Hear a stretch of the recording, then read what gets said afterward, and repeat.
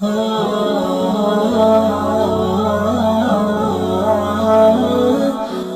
भाई स्पीचेस। बिस्मिल्लाहिर्रहमानिर्रहीम। अल्हम्दुलिल्लाहि रब्बिल आलमीन अर्रहमानिर्रहीम मालिक यौमिद्दीन। मोहतरम मुसलमान भाइयों, अस्सलामु अलैकुम वरहमतुल्लाहि वबरकातुह। आज की इस सबक का उन्वान है जुनैद बगदादी रहमतुल्लाह अलैह अल्लाह के वली कैसे बने। जुनैद बगदादी रहमतुल्लाह अलैह बगदाद शहर का रहने वाला ये एक अल्लाह के वली गुजरे हैं। बेइंतहा इबादत गुजार थे। अल्लाह पाक ने इससे बहुत बड़ा मकाम अता किया था। लेकिन इससे पहले जुनैद बगदादी ये अपने वक़्त के शाही पहलवान गुजरे हैं।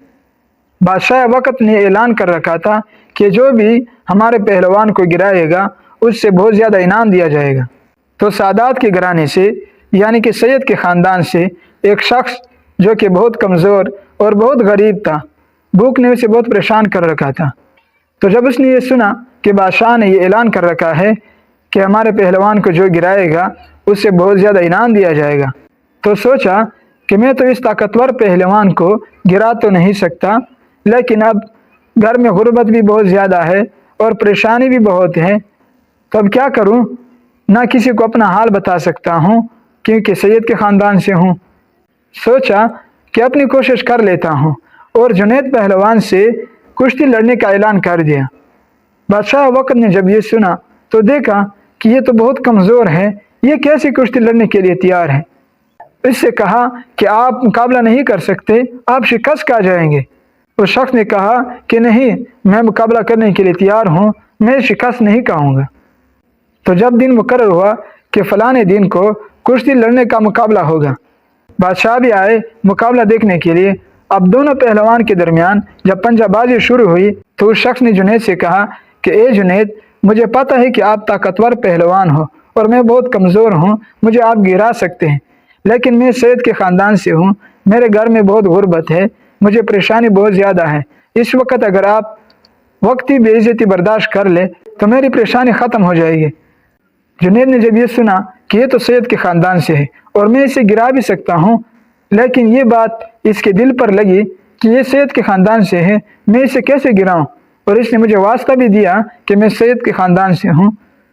जब पंजाबाजी शुरू हुई तो जुनैद खुद ब खुद गिर गए और ये शख्स इसके सीने पर बैठकर ये कहने लगे कि मैंने इससे गिरा दिया। बादशाह ने जब ये देखा कि ये कैसे हो सकता है, एक कमज़ोर आदमी ने इतने ताकतवर पहलवान को कैसे गिरा दिया, और न माना, कहने लगा कि ये कुश्ती दोबारा लड़वाई जाए। जब दोबारा कुश्ती हुई, जुनैद बगदादी खुद गिर कर और इस शख्स को अपने सीने पर बिठा दिया। बादशाह ने जब ये देखा तो जुनैद पर बहुत गुस्सा हुए कि ये तूने क्या कर दिया, और यहाँ तक ये भी कहा कि दिल तो करता है कि जूतों का हार पहना कर पूरे शहर में घुमाऊं। लेकिन जुनैद बगदादी ने वक्ती जिल्लत तो बर्दाश्त कर ली। फिर जब घर आए अपनी बीवी से कहा तो बीवी भी परेशान और अहले खाना सब परेशान हुए कि ये तूने क्या कर दिया, अपनी इज्जत को खाक में मिला दिया। लेकिन जुनैद बगदादी मुतमईन थे। इसी एहतराम की वजह से अल्लाह पाक ने जुनैद को अपना दोस्त बना दिया, जिससे दुनिया जुनैद पहलवान के बजाय जुनैद बगदादी रहमतुल्लाह अलैह के नाम से पुकारती है।